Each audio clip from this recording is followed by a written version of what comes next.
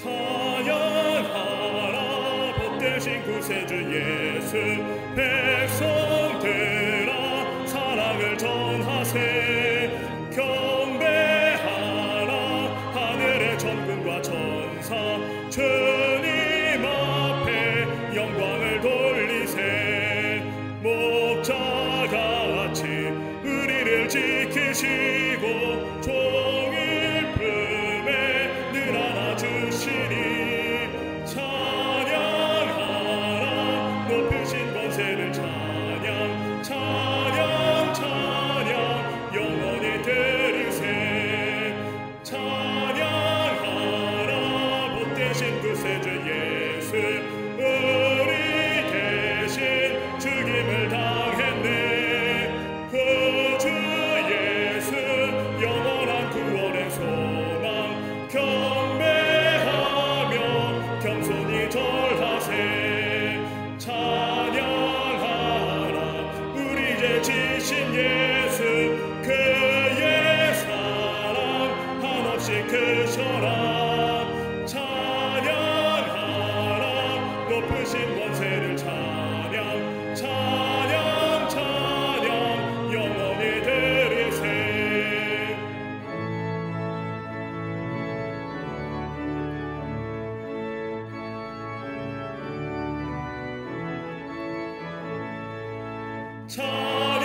찬양하라 복되신 구세주 예수. 천사들아 즐겁게 찬양해. 구주 예수 영원히 다스리시니. 면류관을 주 앞에 드리세. 구주 예수 세상을 이기시고 영광 중에 또다시 오시리. 찬양하라 높으신 권세를 찬양. 찬양 찬양 영원히 들으세.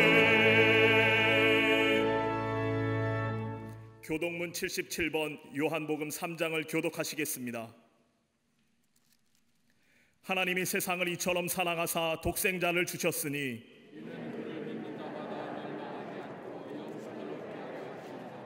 하나님이 그 아들을 세상에 보내신 것은 그로 말미암아 세상이 구원을 받게 하려 하심이라. 믿지 아니하는 자는 하나님의 독생자의 이름을 믿지 아니하므로 그 정죄는 이것이니 곧 빛이 세상에 왔으되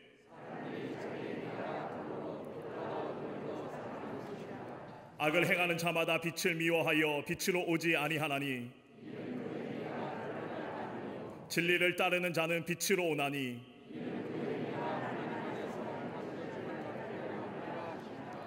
아멘.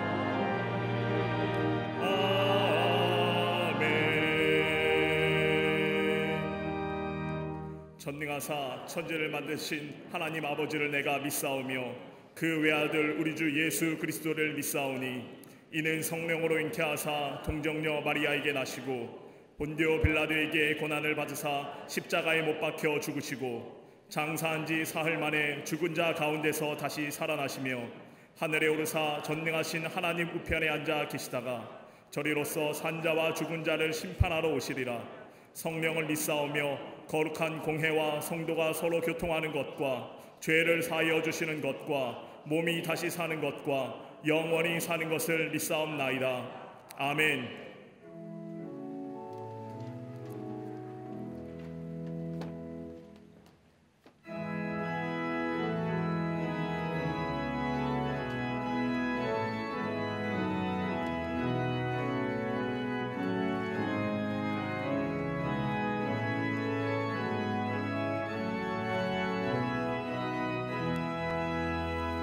만왕의 왕 내 주께서 왜 고초당했나. 이 벌레 같은 날 위해 그 보혈 흘렸네. 십자가 내가 처음 볼 때에 나의 맘에 큰 고통 사라져. 오늘 믿고서 내는 밝았네. 참 내 기쁨 영원하도다. 주 십자가 못 박힘은 속죄함 아닌가. 그 긍휼함과 큰 은혜 말할 수 없도다. 십자가 내가 처음 볼 때에 나의 맘에 큰 고통 사라져. 오늘 믿고서 내는 밝았네. 참 내 기쁨 영원하도다.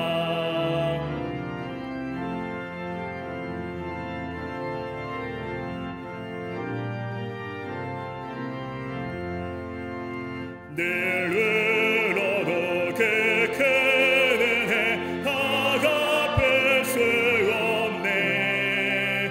나 주님께 몸 바쳐서 주의 일 힘쓰리.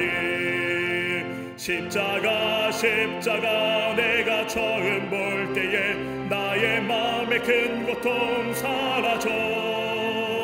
오늘 믿고서 내는 밝았네. 참 내 기쁨 영원하도다.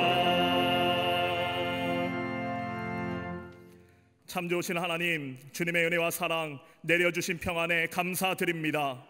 은혜 아니면 단 하루도 살아갈 수 없는 연약한 인생을 지켜주시고 우리의 걸음을 인도하여 주시사 주의 전에 와서 하나님의 임재를 경험케 하심에 감사를 드립니다. 사람이 할 수 있는 일 중 가장 존귀하며 영광스러운 행위가 하나님께 예배하는 것인 줄로 믿사오니 주의 전을 사모하여 나온 이들, 또 가정에서 예배에 동참한 이들, 신령과 진정으로 드리는 우리 예배를 기쁘게 받아주시고 충만한 은혜를 내리워 주시옵소서. 우리 죄를 대속하기 위하여 십자가의 길을 피하지 않고 걸어가신 예수님, 예루살렘으로 입상하신 것을 기억하는 종려 주일을 보냅니다. 호산나 다윗의 자손이여 우리를 구원하여 주시옵소서.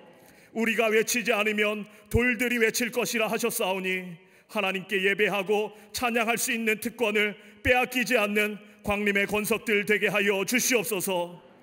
코로나19 사태로 인하여 우리의 죄된 모습을 돌아보게 하심에 감사를 드립니다. 죄를 향하여 빠르게 달려갔던 우리의 발걸음을 돌려주시고 몸에 좋은 것이라면 무엇이든 먹으려 했던 우리의 식탐과 탐욕을 용서하여 주시옵소서. 욕심으로 쌓아올렸던 모든 바벨탑을 한순간에 입김으로 흩어버리시는 하나님, 겸손히 엎드려 주님의 자비를 구하오니 이 땅을 고치시고 회복시켜 주시옵소서. 세계 열방에 불어닥친 코로나의 공포로부터 우리를 지켜주실 줄로 믿습니다. 더 이상 확산되지 않도록 막아주시고 특별히 전 세계에 흩어져 있는 우리 가족들을 보호하여 주시옵소서. 주재원으로, 사업으로, 유학으로, 또 여러 이유로 고국을 떠난 이들이 많이 있습니다. 불안과 염려 가운데 있는 그들을 주의 지팡이와 막대기로 지켜 보호하여 주시옵소서. 이 나라와 민족을 사랑하시는 하나님, 정치와 경제, 사회와 교육 모든 분야가 하루속히 정상화될 수 있도록 인도하여 주시고 보이지 않는 곳에서 방역에 최선을 다하는 의료진들과 봉사자들의 수고에 힘을 더하여 주시옵소서.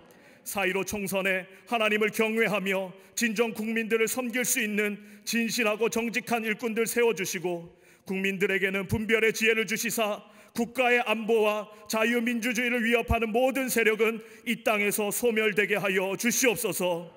경제적으로 큰 어려움 당하는 이들이 있습니다.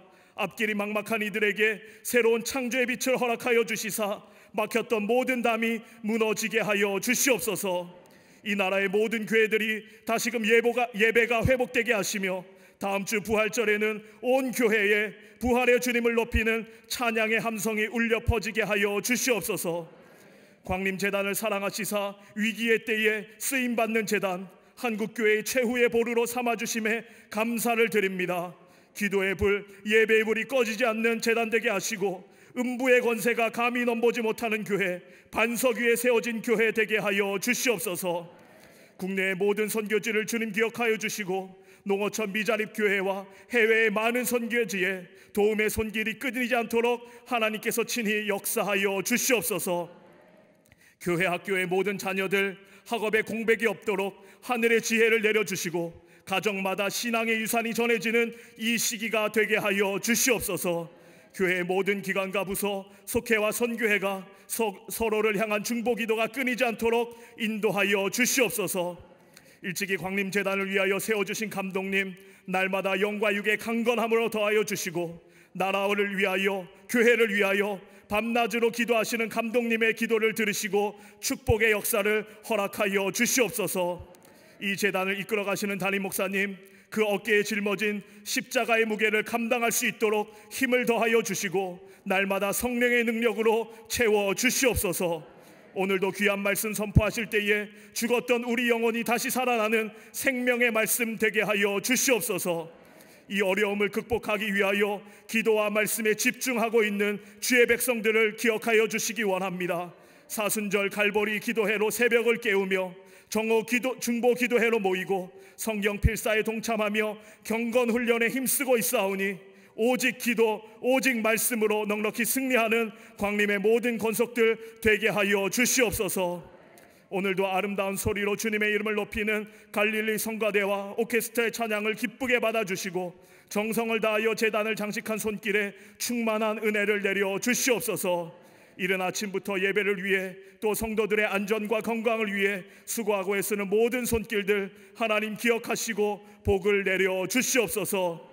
이 시간 함께 예배드리는 남교회와 서교회, 북교회, 국내의 모든 선교지 또 영상으로 예배에 참석한 모든 이들에게도 동일한 은혜와 축복을 내려 주시옵소서. 우리를 위하여 십자가를 지신 예수 그리스도의 이름으로 기도하옵나이다. 아멘. 하늘에 계신 아버지 이름 거룩하사 주님 나라 임하시고 뜻이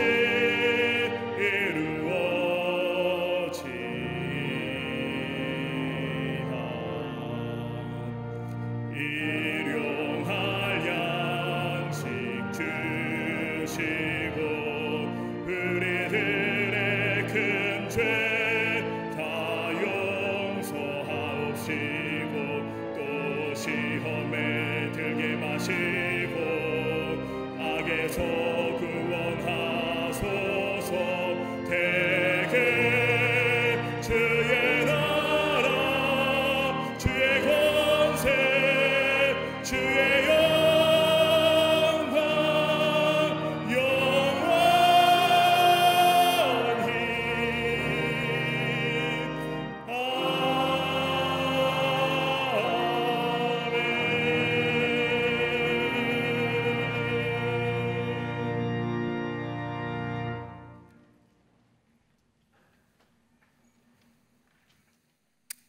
할렐루야.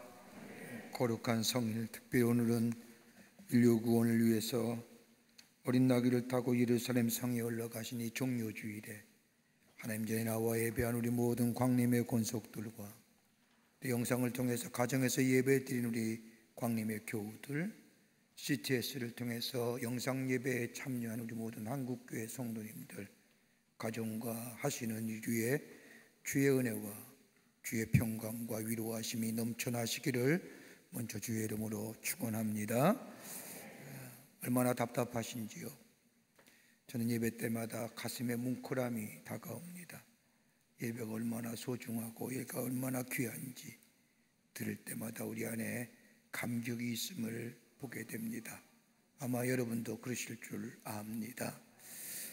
우리 빨리 이 코로나 바이러스가 종식이 되어서 우리 모든 교우들이 함께 찬송하며 하나님의 성호를 찬양할 날이 속히 올 줄 믿습니다. 좀 들어올 때 좀 불편하시더라도, 여러분 조금 불편하시더라도 발열 체크하시고 손 세정하시고 또 방명록에 이름 적고, 그리고 예방적 차원의 거리를 유지하고, 그리고 마스크 쓰고, 여러분 이렇게 지키면서 굳이 예배 드려야 되느냐 이렇게 얘기할 수 있는 분 계시지만, 이렇게 지키면서도 예배가 그만큼 드려야 할 만한 가치가 있는 겁니다. 그러니까 조금 힘이 들더라도 마스크 안 쓰시면 쓰시고, 우리 좀 불편하지만 오래 쓰면 마스크 오래 쓰면 머리 아프시잖아요. 그래도 불구하고 예배 드리시고 그러시기를 바랍니다. 그래서 우리 교회에서는, 광림교회에서는 예배가 우리가 회복돼야 될 것인데, 그래서 우리 교회가 예배를 조금 바꿔보겠습니다. 우리가 주일날 예배가 5번 드려지는데 저녁 예배까지 6번 드려집니다. 6번 예배를 정규 예배로 전환하겠습니다. 저녁 예배도.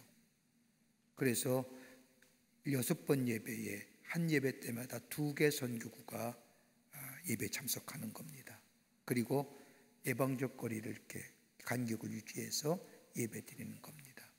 그렇게 해서 6번 예배 드리면 11개 선교구가 다 예배 드리고 1개 선교구는 청년들과 함께 예배 드리는. 그래서 모든 교우들이 예배에 조금 이렇게 가면 좀 어떡할까 걱정되는 마음 다 떨쳐버리고 다 자리에 넉넉하게 예방적 거리를 유지하면서 하나님 앞에 예배 드리려고 합니다. 그래서 코로나가 종식되었다고 선언한 때가 또 종식이 되었다고 얘기할 때까지 우리가 예배의 형태를 좀 바꾸어서 저녁 예배도 육부 예배 형식으로 정식으로 정규 예배로 드리도록 하겠습니다. 그래서 함께 예배에 참여하고 예배 드리는 모든 교우들이 되시기를 바랍니다. 그냥 한 예배에 2개 선교구가 오시면 돼요. 그러면 함께 예배 드리고, 그 가운데 몸이 연약하고 기저질환을 갖고 계시고 좀 몸이 불편하다 싶으면 가정에서 영상을 통해서 예배 드리세요. 그래도 문제가 없습니다. 꼭 교회 오셔서 함께 예배 드리길 원하시는 분들 오셔서 예배 드리시며 하나님 앞에 찬양하시는, 영광을 돌리시는 기회 되시기를 바랍니다. 이번 주일은 종료주일입니다.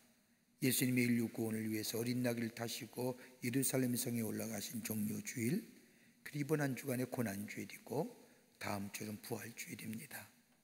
예수님의 고난, 예수님의 십자가의 고통, 죽으심을 깊게 묵상하며 한 주간 경건한 마음으로 보내시는 성숙한 우리 교우들이, 또 우리 교인들이 되시기를 바랍니다. 성금요일, 돌아온 금요일에는 성금요일 성찬 예배로 드리겠습니다. 저녁 8시에 이 자리에서 예배 드리는데, 예배 드리면 목사님 성만찬 하려고 하면 이렇게 떡대고 그러면 어떡합니까? 그래서 그날은 일회용 키트, 1인용 키트를 만들었습니다. 여러분의 자리 앞에 둘 겁니다. 성찬잔과 성찬떡을 이렇게 개인으로 딱 앞에서 여러분 앞에 둘 겁니다. 그러면 그 앞에서 여러분이 스스로 떼지 않고 그 자리에서 마시고 때는, 그래서 거룩한 성만찬에 참여하는 예식을 거행하도록 하겠습니다. 참 교회가 여러 가지로 많이 애를 씁니다.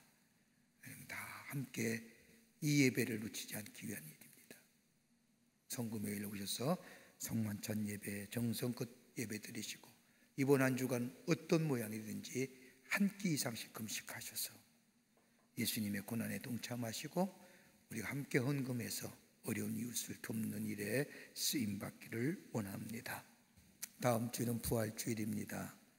여러분, 예수 그리스도께서 십자가에 달리시고 죽으신 것으로 끝나는 것이 아니라 약속하신 대로 3일 만에 부활하셔서 우리에게 새로운 생명을 여시고 또 우리에게 영생을 허락해 주신 이 부활의 아침, 우리 다 함께 모여서 부활하신 주님을 찬양하며 예배하는 부활주일 예배로 드립니다. 다음 주일 기억하시고 오셔서 함께 예배 드리시고, 오늘 주보 사이에 부활절 헌금봉도 넣어드렸습니다. 정성껏 부활의 주님을 찬양하며 헌금하고 예물 드리고 그럴 때 부활의 기쁨이 우리 안에 넘쳐나게 될 줄 믿습니다. 영상으로 예배 드리는 한국교회 성도님도 부활주일 아침에 예배 드릴 때 꼭 주님을 향하여 예배하며 예물 드리고 또 영상을 통하여 예배 드리는 우리 광림교회 교우들도 그렇게 하심으로 부활의 기쁨이 배가 되는 귀한 은혜가 있기를 바랍니다. 오늘 강단 미안의 22교구의 진영수 집사님 가정에서 자녀들과 함께 권정수 성도님을 추모하며 장식해 주셨습니다. 선교구와 교구 소식, 선교회 모임들 없습니다만은 속회와 선교회 여러분 서로 충분히 안전하다, 별 문제 없다 하면 함께 모여서 나라 위에서 기도하세요. 나라 위에서 기도하시는 중보 기도장을 대세요. 그리고 방역의 최전선에서 수고하신 이들을 위해서 기도로 도우십시오고요. 기도로 하나님 도우시옵소서, 하나님 동행하여 주시옵소서. 여러분 얼마나 수고하세요. 정부가 잘한 거 아닙니다. 방역의 최전선에서 힘쓰는 그분들이 수고한 거예요. 우리가 어떻게 해요? 그분들 위해서 기도해야죠.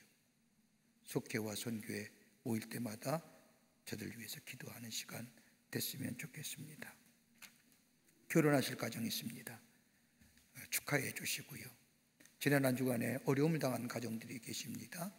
여러분 만나실 때에 하늘의 소망으로 위로해 주시기를 바랍니다.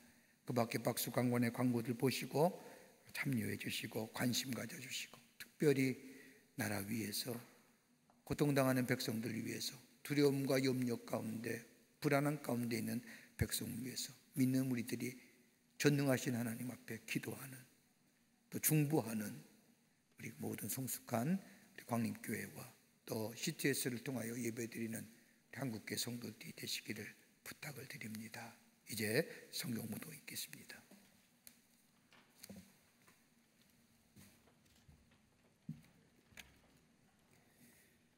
오늘 성경 말씀은 마태복음 27장 45절부터 50절까지입니다. 제6시로부터 온 땅에 어둠이 임하여 제9시까지 계속되더니 제9시쯤에 예수께서 크게 소리질러 이르시되 엘리 엘리 라마 사막다니 하시니 이는 곧 하나님이 나의 하나님 어찌하여 나를 버리셨나이까 하는 뜻이라. 거기 섰던 자 중 어떤 이들이 듣고 이르되 이 사람이 엘리야를 부른다 하고 그 중에 한 사람이 곧 달려가서 해면을 가져다가 신 포도주에 적시어 갈대에 꿰어 마시게 하거늘 그 남은 사람들이 이르되 가만두라 엘리야가 와서 그를 구원하나 보자 하더라. 예수께서 다시 크게 소리질러 지르시고 영원히 떠나시니라. 아멘.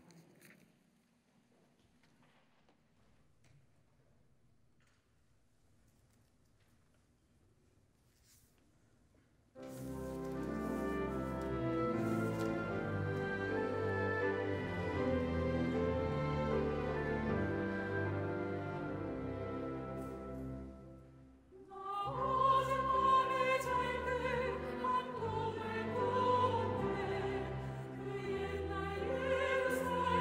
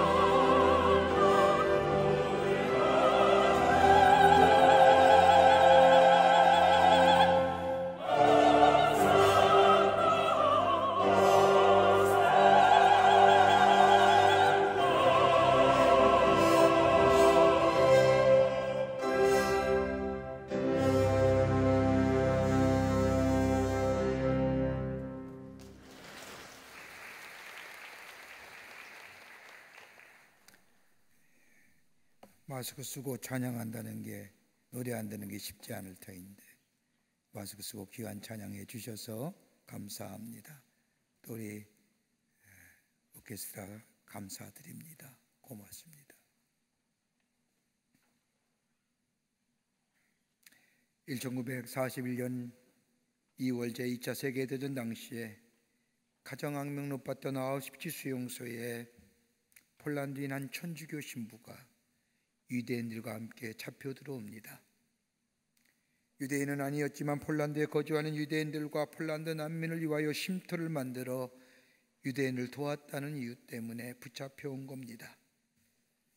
그곳에서 이 신부는 저들에게 하나님의 사랑을 전하며 비참한 수용의 생활이지만 서로 격려하며 그 안에 있게 될 때 많은 사람들이 그를 성자라 일컬으며 함께 수용소에 생활을 합니다.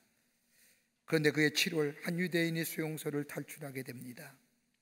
그 수용소의 규칙에 의하면 탈출한 탈옥수와 같은 막사를 쓰는 사람 10사람을 무작위로 뽑아서 죽게 하는 것이 이 수용소의 규칙입니다. 그냥 죽는 것이 아니라 굶어 죽게 하는 겁니다. 이렇게 함으로 다른 사람의 탈옥하여 도망하려고 하는 마음을 갖지 못하게 하기 위함입니다. 같은 막사를 썼던 사람들 다 모아놓고 독일군 장교가 무작위로 10명의 이름을 부릅니다. 10명의 이름이 불러지고 독일군 장교에 있어서 한 사람씩 이름이 확인되는 과정에 한 사람이 불려져 나오는데 이 사람이 자신의 아내와 아이의 이름을 부르면서 오해를 터뜨립니다.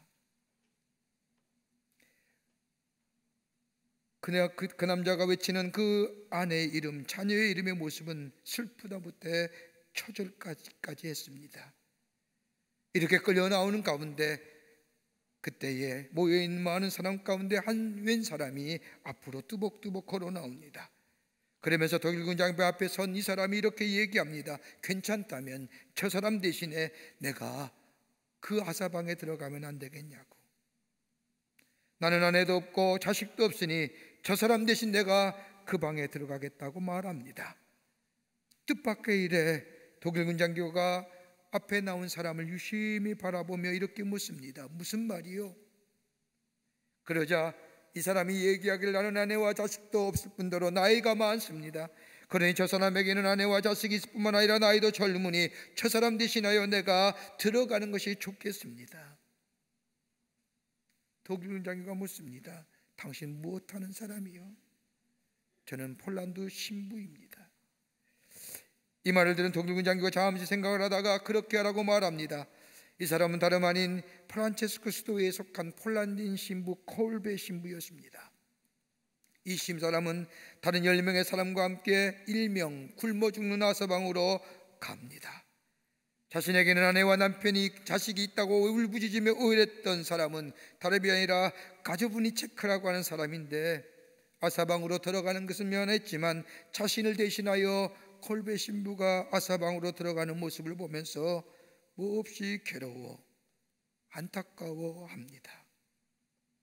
그리고 얼마가 지난 뒤 그 방에서 굶어 죽는 사람이 한 사람씩 나오기 시작을 합니다. 그 방은 그 방에 들어간 모든 사람이 죽기 전에는 나올 수 없는 방인데 마지막까지 콜베 신부가 죽지 않자 독일군이 가니 콜베 신부에게 독국물인 페놀을 주사함으로 죽게 만듭니다. 그리고 그가 죽음으로 그 방이 열려지게 됐습니다. 그날이 8월 14일입니다. 자신을 대신하여 아사방으로 들어가며 살아나는 이 가조브니체크는 이 전쟁이 끝날 때까지 살아있을 뿐만 아니라 전쟁이 끝난 후에 집으로 돌아가 그토록 보고 싶었던 아내와 자녀들을 만나고 삽니다. 그리고는 매년 8월 14일이 되면 자신을 대신하여 죽은 이 콜베 신부를 추모하기 위해서 생각하고 싶지도 않았던, 가보고 싶지도 않던, 그렇게 보고 싶지 않았던 그 아우슈비츠 수용소를 방문하여 꽃 한 송이를 헌화합니다. 이 가조브니체크는 1995년까지 살았는데 그때까지 매년 8월 14일이면 죽을 때까지 저 아우슈비츠 수용소를 찾아가 자신을 대신하여 죽은 콜베 신부를 위하여 헌화했다고 합니다. 오늘 우리는 교회적으로 예수님께서 예루살렘 성으로 입성하신 종료주일과 더불어 돌아온 한 주간을 고난주간으로 보내게 됩니다. 사순절은 나를 위하여 십자가를 지시고 죽음의 길로 향하신 예수님의 걸음걸음을 묵상하며 예수님의 마지막 40일의 생애를 생각하며 보내는 경건한 시간이요, 이 시간은 귀하고도 역사적인 시간일 뿐만 아니라 우리의 미래를 바꾼, 그러기에 결코 그냥 보낼 수 없는 시간입니다. 많은 사람들이 기독교를 정의할 때 여러 가지로 많은 이야기로 정의하지만 여러분, 우리 기독교를 얘기할 때 십자가를 제외하고는 기독교를 설명할 길이 없습니다. 그러기에 십자가는 기독교의 상징이요, 더 나아가 기독교의 복음입니다. 그러기에 말씀의 신학자인 칼 발트는 십자가를 바라볼 때마다 저 십자가에는 두 가지 의미가 있다고 얘기합니다. 하나는 저 십자가를 볼 때마다 내가 죄인임을 깨닫게 한다는 겁니다.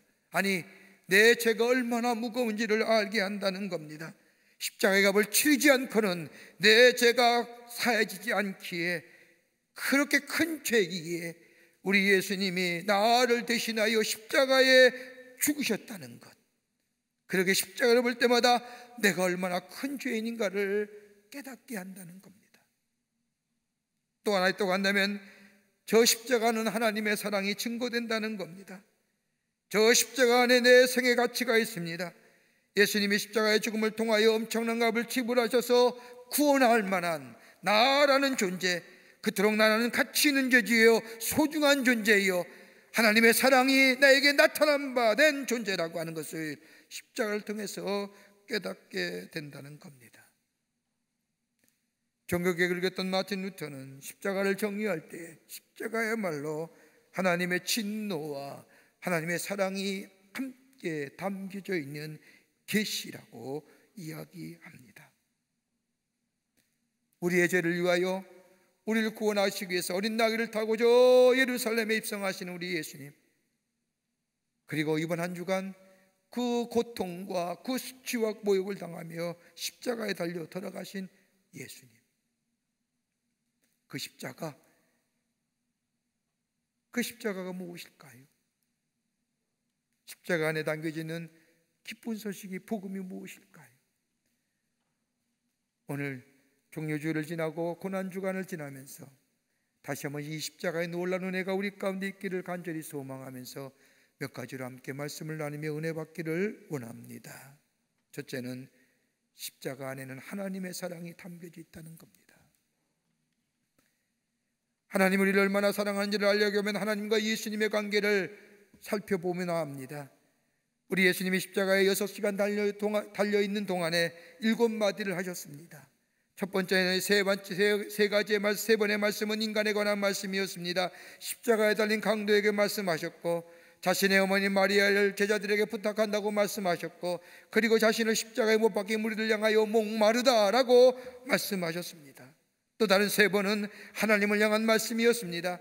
자신을 못 박은 사람들 향하여 하나님 용서해 주십시오, 자신의 영혼을 하나님께 부탁합니다라는 얘기와, 그리고 나의 하나님 어찌하여 나를 버리셨습니까? 라고 세 마디 하셨습니다.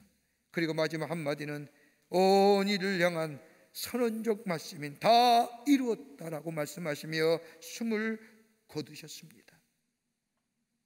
예수님이 하나님 나라의 복음을 전할 때에는 하나님을 아버지라 감히 부를 수가 없었습니다.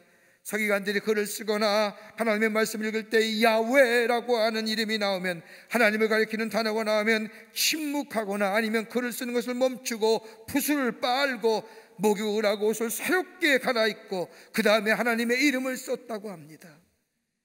근데 우리 예수님은 하나님의 이름 쉽게 부르셨던 분입니다.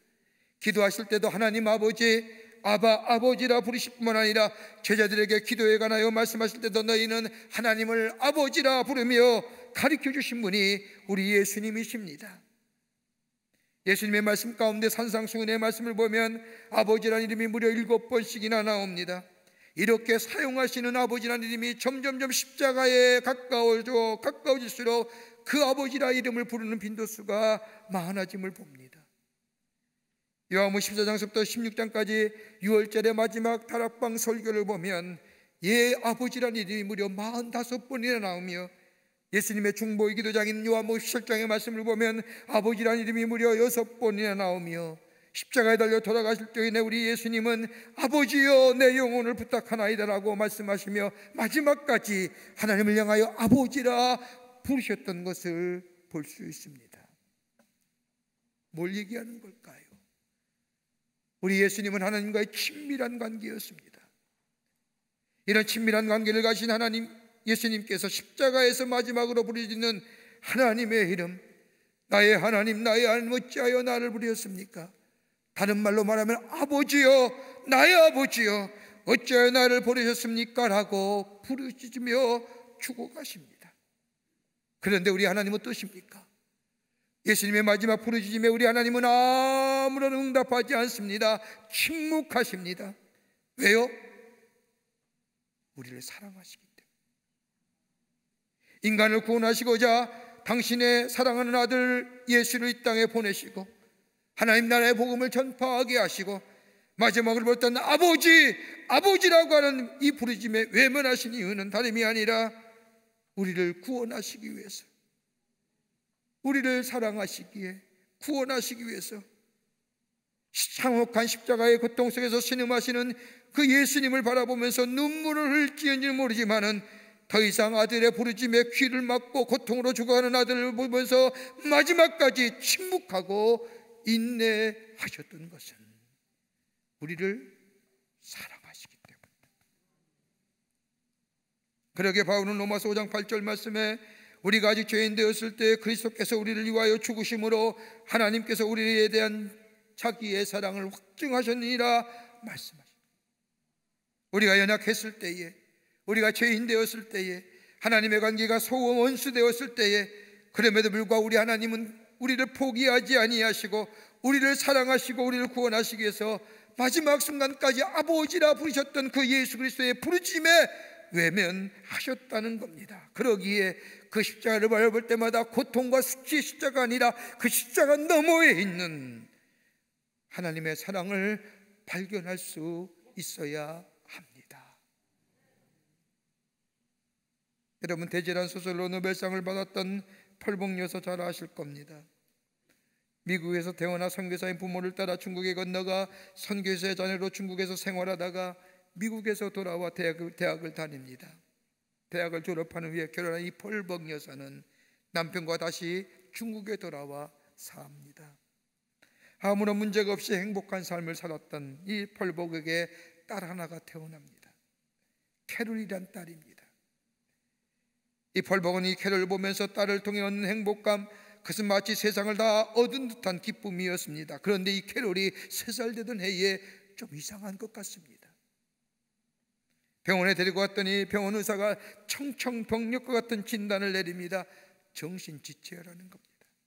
그러면서 하는 말이 이 아이는 평생 이 나이로 이 정신영역으로 살 것입니다 라는 겁니다.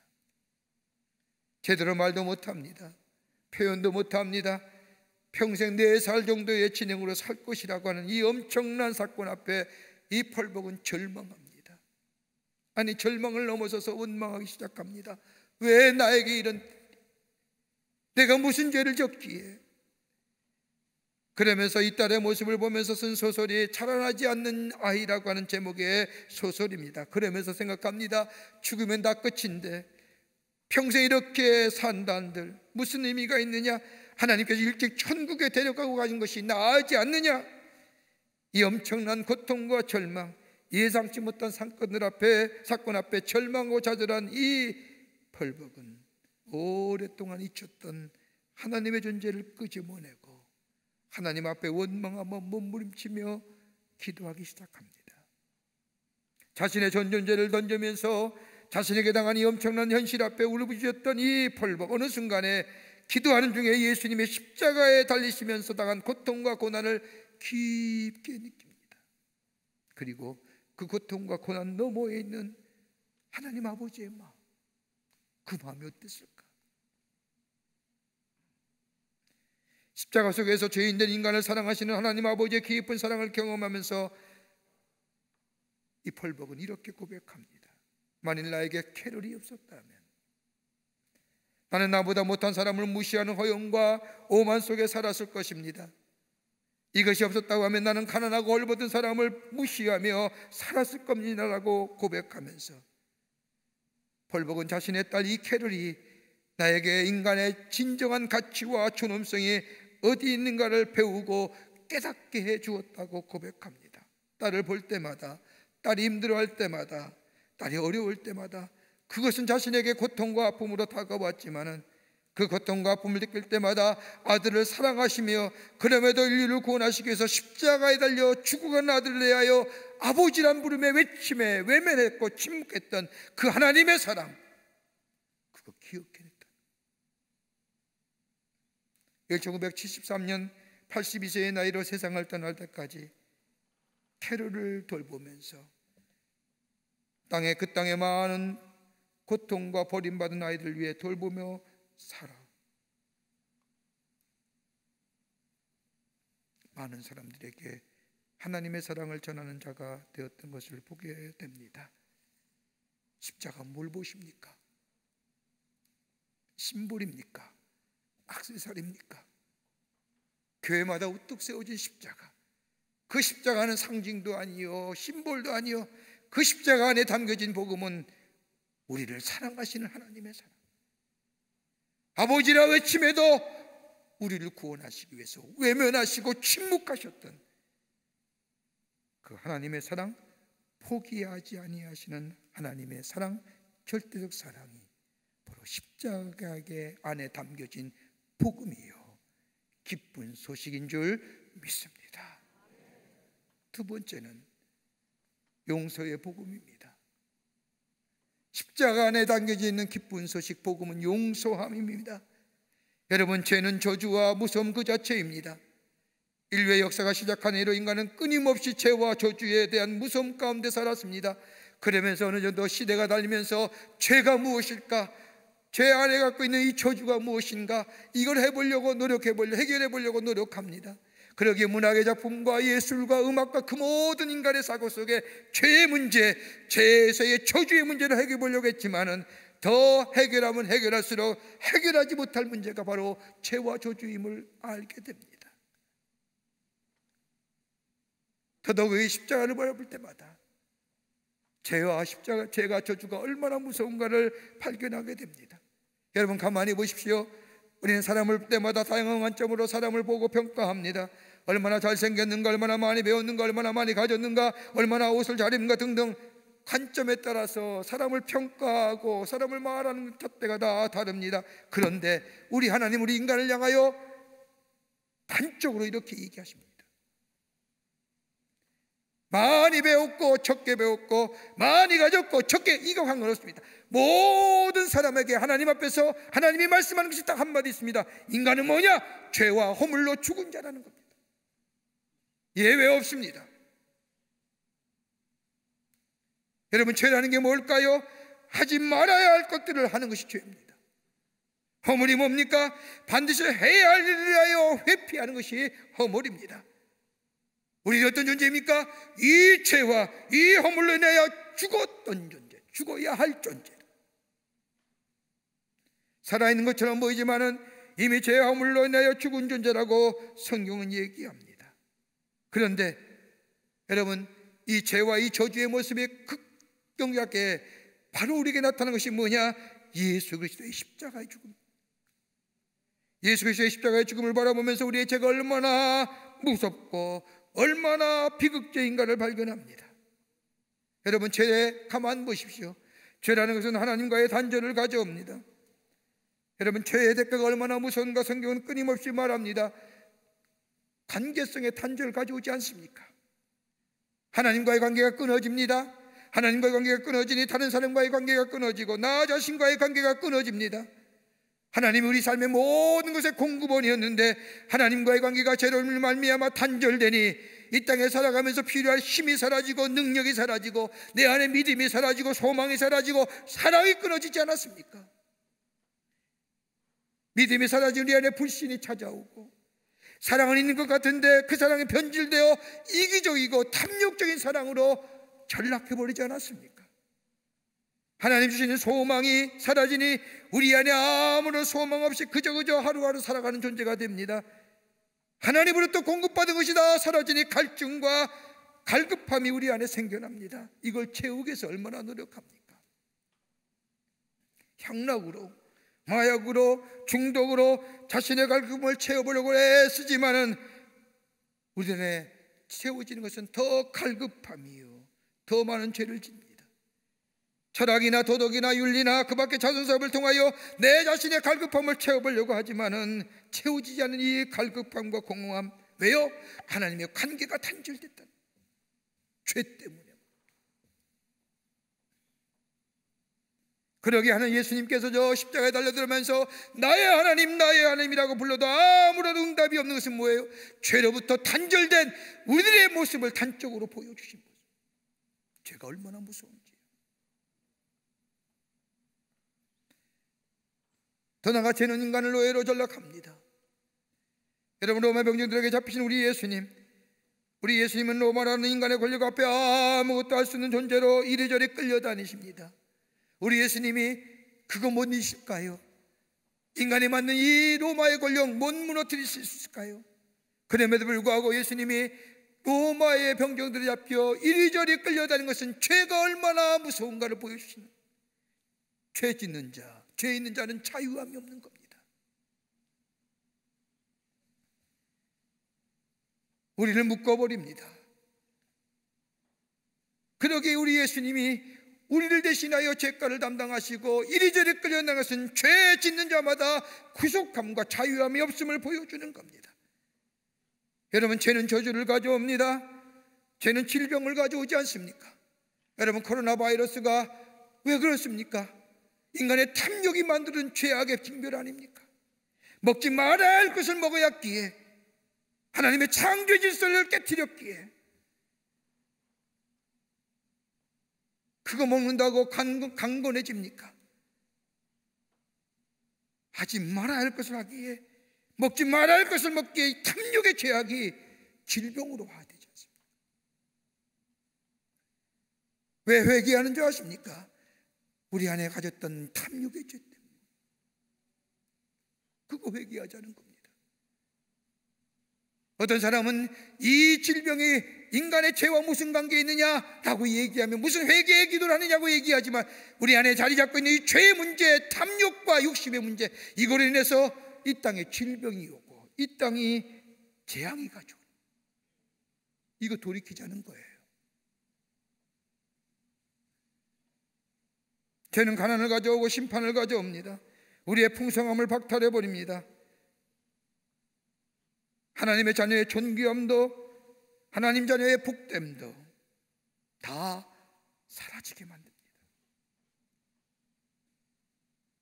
그런데 우리 예수님이 십자가에 달려 돌아가심으로, 우리의 죄를 대신하여 돌아가심으로 죄가 주는 단절과 고통과 아픔과 그 고난을 우리 예수님이 스스로 짊어지고 죽으셨다는 겁니다.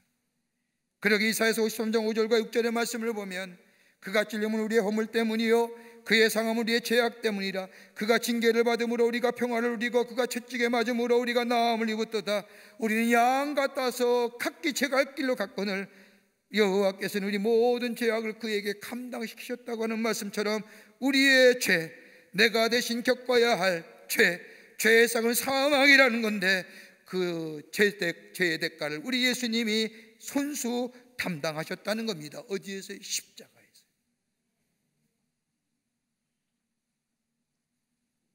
그러기에 십자가는 나의 죄를 대신하여 대가를 치르시는 우리 예수님, 그러므로 나를 용서하시고 나를 새롭게 하시는 복음 중의 복음이 그 십자가 안에 담겨져 있습니다. 그렇게 십자가를 밟을 때마다 그 하나님의 사랑이 얼마나 큰지요, 용서하심의 은혜가 얼마나 귀한지, 십자가를 바라볼 때마다 그 복음을 믿고 받는 자, 복된 하나님의 백성의 삶으로 살아가게 될 줄 믿습니다. 끝으로 십자가 안에는 화목의 복음이 담겨져 있습니다. 십자가를 통하여 죄가 사해질 뿐만 아니라 용서받을 뿐만 아니라 하나님의 자비와 긍휼이 길로 나아갈 수 있었던 것이 열려졌다는 겁니다. 우리가 말씀은 안 읽었지만 마태복음 27장 51절과 52절의 말씀을 보면 이에 성소의장이 위로부터 아래까지 찢어져 둘이 되고 땅이 진동하여 바위가 터지고 무덤이 열리며 자던 성도의 몸이 많이 일어나되라고 하는 말씀. 십자가는 십자가로 끝나는 것이 아니라 부활로 이어진다는 겁니다. 사망의 끝이 아니라 새로운 생명으로 나아간다는 겁니다. 여러분, 구약 성서의 말씀을 보면 성막에는 하나님 앞에 제사드린 성막에는 지성소와 성소가 있었습니다. 그 안엔 지성소와 성소를 가르는 큰 휘장이 있었는데 지성소는 1년에 한 번만 대제사장이 들어가 하나님 앞에 제사드리는 예배드리는 장소가 지성소입니다. 그런데 죄에 대하여 정결하지 않으면 그 자리에 들어갈 수도 없고 들어간다 할지라도 죽습니다. 그래서 성경의 말씀을 보면 대제사장이 지성소에 들어갈 때에는 제사장의 옷에 당문을 닫습니다. 그래서 제사를 드리면서 이리저리 움직일 때에 우리 제사장이 정결해 하나님 앞에 제사를 드리는구나 알 수 있습니다. 또 제사장이 지성소에 들어갈 때는 옷에다가 끈을 닫습니다. 옷에 줄을 달고 들어갑니다. 행여나 바울 소리가 들지 않을 때에는 저 지성소 안에 있는 제사장이 죽은 것으로 알고 제사장의 시신을 끌어내려고 지성소에 들어갈 수 없기에 옷에 달리는 끈을 통하여 제사장의 시신을 밖으로 꺼내옵니다. 지성소는 정결하고 깨끗한 자만이 들어갈 수 있는 장소가 지성소입니다. 그런데 우리 예수님이 십자가에 죽으실 때에 성경 말씀을 보면 하나님의 귀한 성소의 휘장이 찢어지면서 대제사장만이 들어갈 수 있는 장소, 그 지성소가 누구에게나 하나님을 믿는 자에게나 나아가는 길이 열렸다는 겁니다. 예수님께서 십자가에 흘리신 보혈의 피로 정결이 된 자, 깨끗한 자, 다음 대에 하나님의 보좌에 나아가 하나님을 아바 아버지라 부리며 하나님 앞에 기도하며 예배드릴 수 있는 존재로 변화되었다는 겁니다. 저주에서 화목의 존재로, 심판에서 하나님의 자녀의 존재로 화목케 하는 역사. 그러기에 하나님과 나와 화목하고 이웃과 이웃이 화목되어지는 귀한 은총의 역사가 예수 그리스도의 십자가의 사건을 통하여 우리에게 임했을 뿐만 아니라 그를 믿는 자마다 예수와 하나님과 화목되고 하나님과 자녀되는 회복의 역사, 새로운 창조의 역사가 우리에게 일어나게 되는 줄 믿습니다. 그렇게 십자가는 화목케 하시는 겁니다.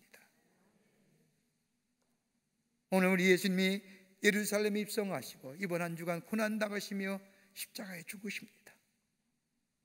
수치와 모욕의 십자가가 아니라 저 고대 근동 지방의 저 페르시아 사람들이 생각했던 참혹한 십자가,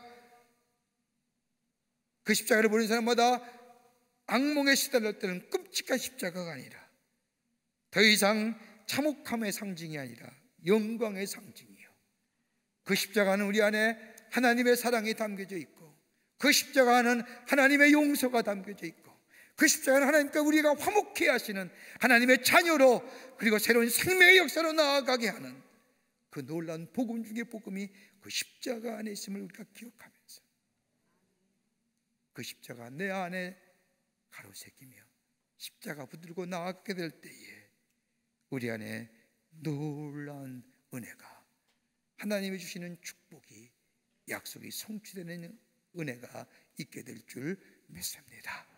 이런 복음을 기쁨으로 받아들이고 십자가와 함께 나아가는 여러분과 저와 되시기를 주의 이름으로 축원합니다. 하나님 감사합니다. 저희들 주께서 사랑하시고 하나님의 자녀 삼으심에 감사합니다.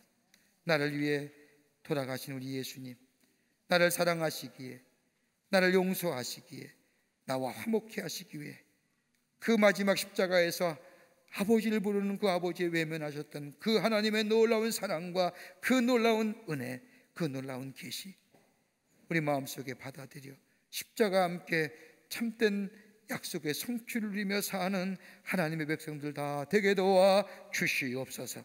성령이 도우실 줄 믿으며 예수님의 이름으로 기도하옵나이다. 아멘.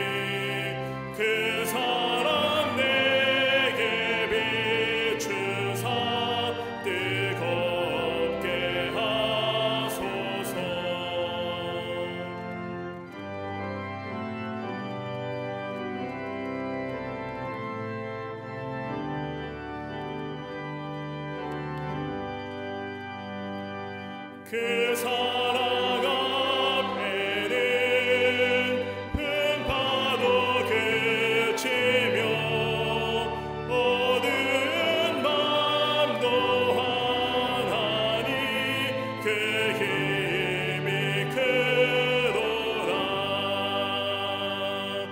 하나님 사랑은 온전한 참사랑 내 맘과 영에 채우사 새 힘을 주소서.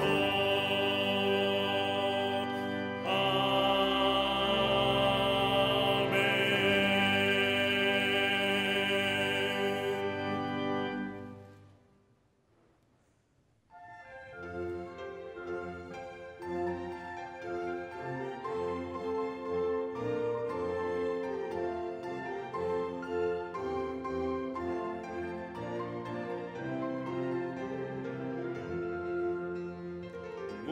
문드러내 머리 들라 왕이 오신다.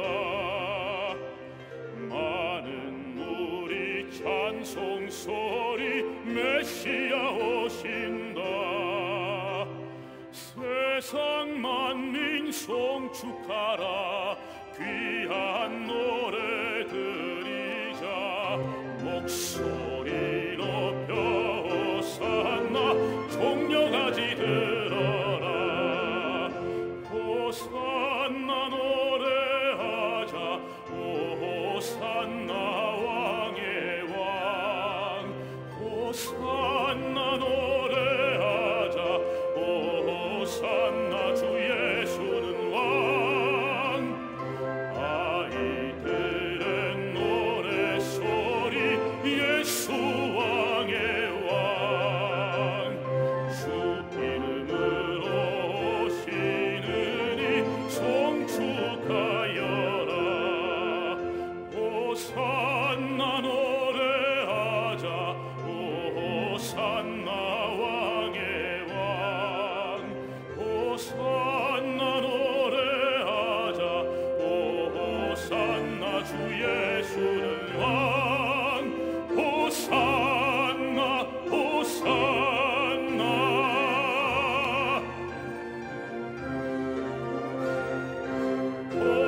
호산나 멸류관을 다윗 자손께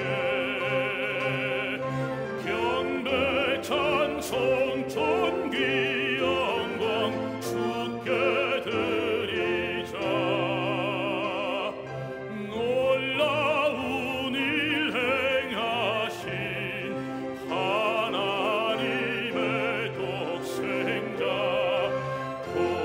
호산나 우리 구주 왕 되신 예수.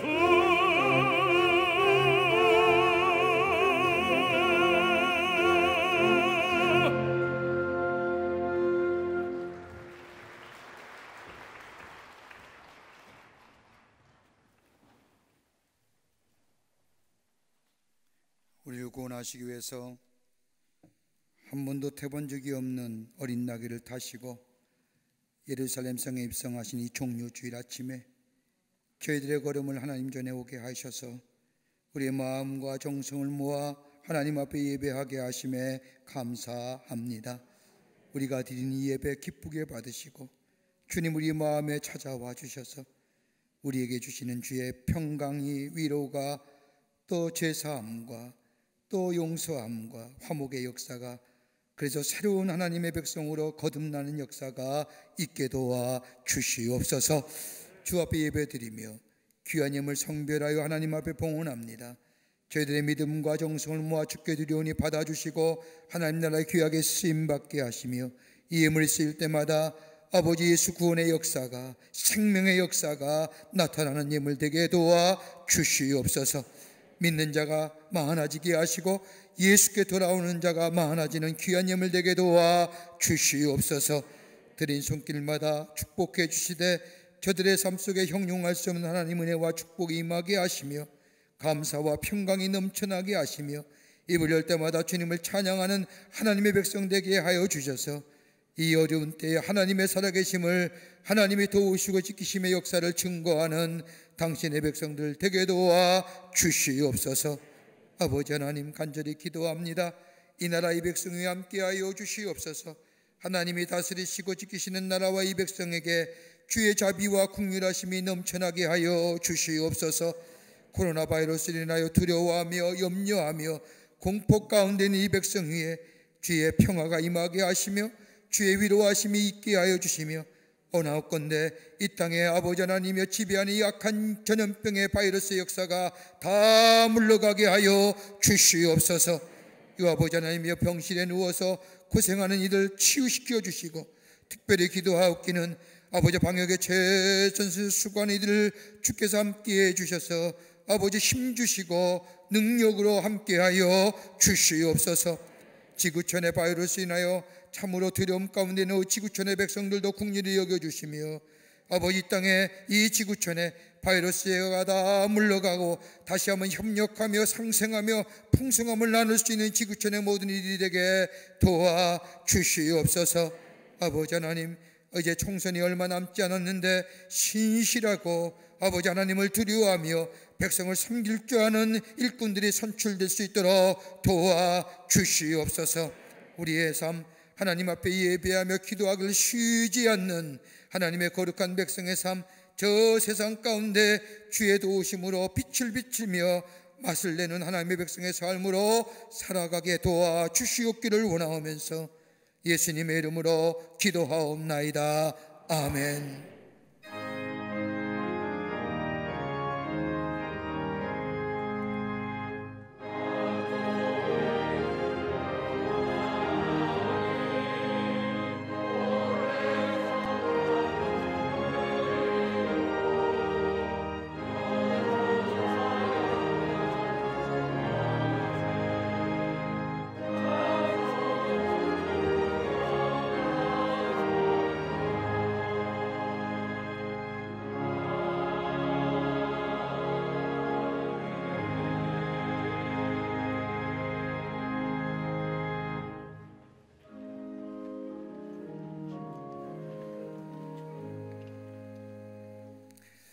코로나 바이러스에 인해서 약 6주간 우리 예배 어렵지만 여러 가지 제약이 많지만은 쉬지 않고 예배를 드립니다.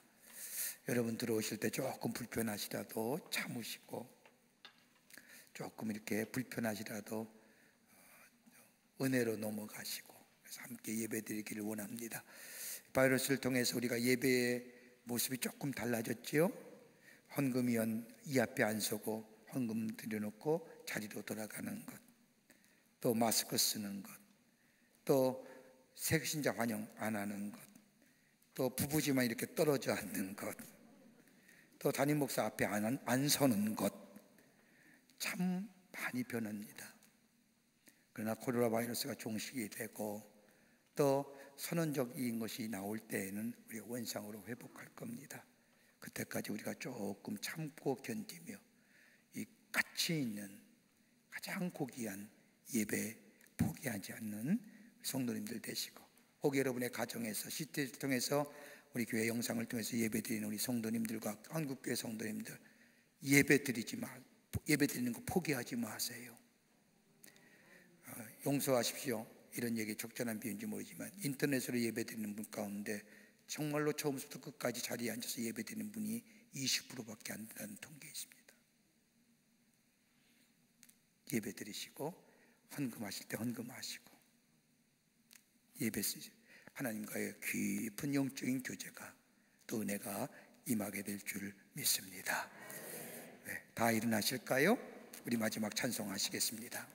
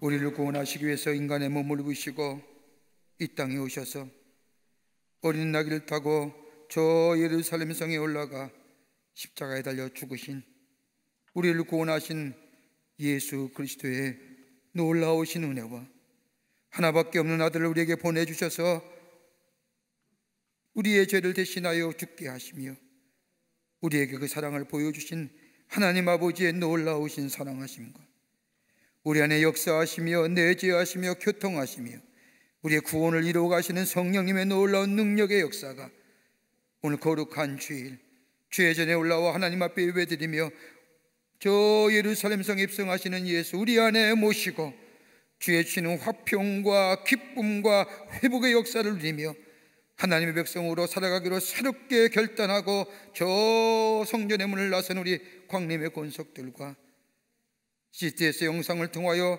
거룩한 예배에 참석하는 우리 한국교회 성도들과 그 밖에 거룩한 백성들 위해 주께서 지금으로부터 영원토록 함께 하시기를 간절히 축원하옵나이다. 아멘.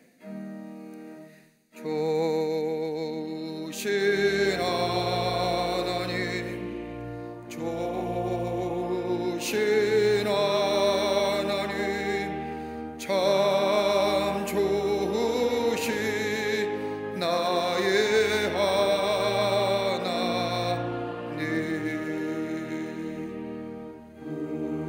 우리의